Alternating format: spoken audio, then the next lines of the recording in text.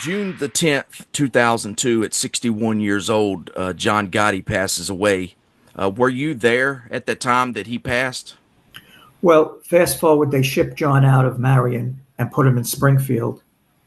Springfield is the alleged hospital for the Bureau of Prisons. You're better off going to a veterinarian clinic. Mm. They ship him out, and John's there for quite a while. Again, they cut John, half a tongue was removed, and no medical treatment. Again, they'd given him chemo, but it was too late. They were giving him inferior chemo, so they burned his face because they don't have the right doctors, they don't have the right staff, they don't have the right nurses. These are all creatures. I don't know where they come from that work for the BOP. They're creatures.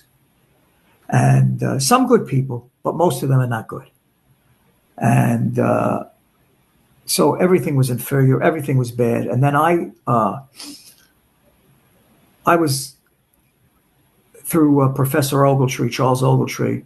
We went to the BOP. We went to Kathleen Hawke Sawyer, who was the head of the BOP, and John Ashcroft, the AG at the time, so happens to live in Springfield. Isn't that a coincidence? And the warden was a guy by the name of Bill Hedrick. Now, we had a concierge warden.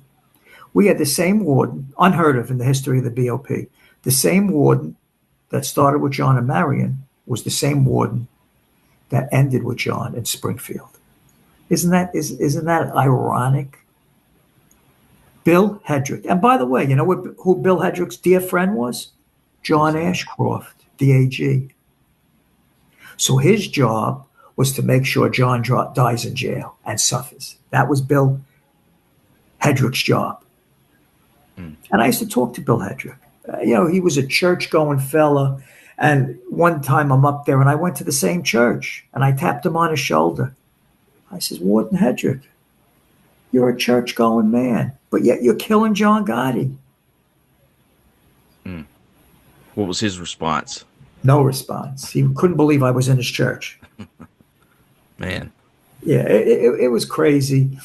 And, Hedrick was totally untruthful about everything. Another liar. They were just bad people. And so what happened was before John dies, I'm in Springfield. And I used to go every other weekend because Peter, John's youngest son, great kid, great guy. Peter and I were very close. Till this day, I love Peter. Nothing good.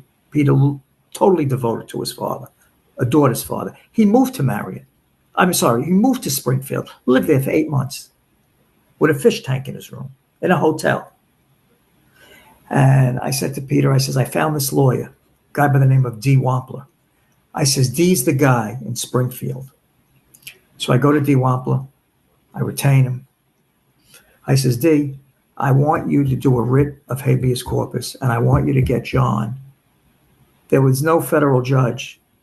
There was only a magistrate. But maybe you could get a writ so we could get John into a regular hospital. So happens that the magistrate and D. Wampler went to school together. They were roommates together. Mm. I says, D, do everything by the book because you'll wind up in trouble here. Make out a beautiful motion. Do everything by the book. Don't ask for no favors. Don't ask for nothing. So happens he did a magnificent presentation to the magistrate in front of everybody, and this magistrate grants him. I want John Gotti brought out of this jail forthwith, and put him in a regular hospital. And we got him into a regular hospital. It didn't matter. It was too late, but at least he was able to have good care for that 5-6 days. Yeah. We got him the heart doctor. We got him every doctor that we could get him. It was too late, but at least we got him some dignity back. And it so happens Pete was there that week with me. And we go on. I says to Pete, let's go to the hospital. Maybe I could get in to see him. So we, of course, knew that there was going to be a lot of security there.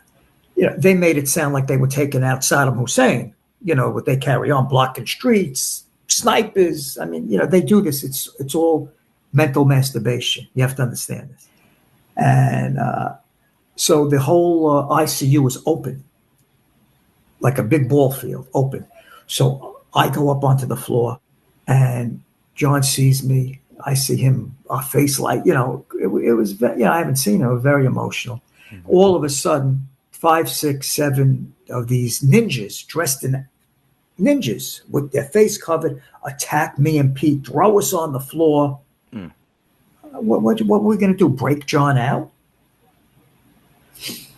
So that was the last time I saw John. They locked Pete and I up in a closet for 2 hours. Could you imagine being locked up with Pete Gotti in a closet for 2 hours? In a closet, In a closet. man. So finally they come and they take us out, take the handcuffs off.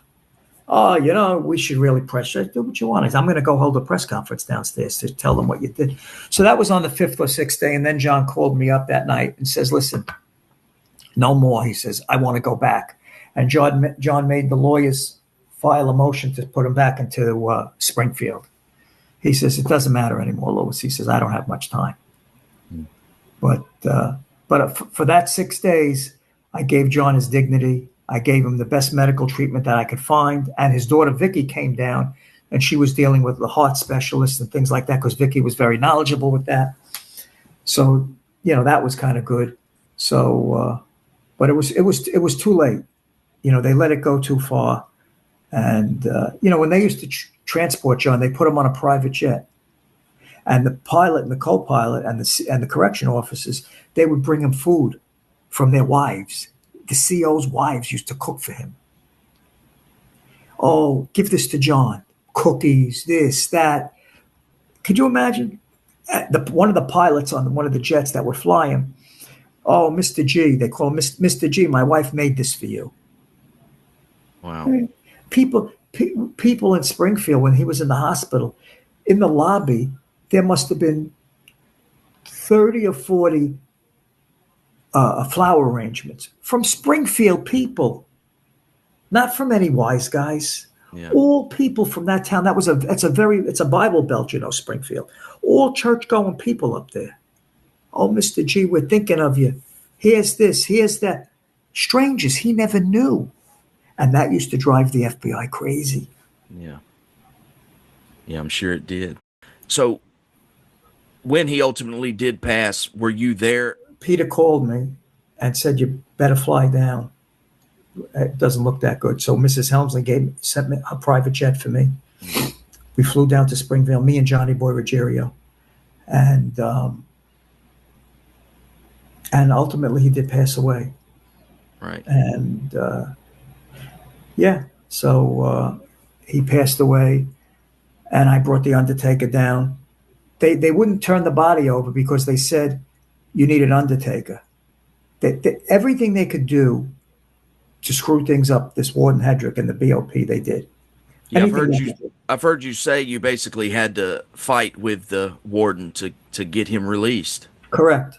And once you're dead, you're not an inmate anymore. I said to him, I says, he's not in your custody anymore. Mm. Yeah, they were real garbage pails. They were, but karma has a way, Yeah. Every move calculated, this is how we stayed. American made, leather shoe, sharp blade, dice.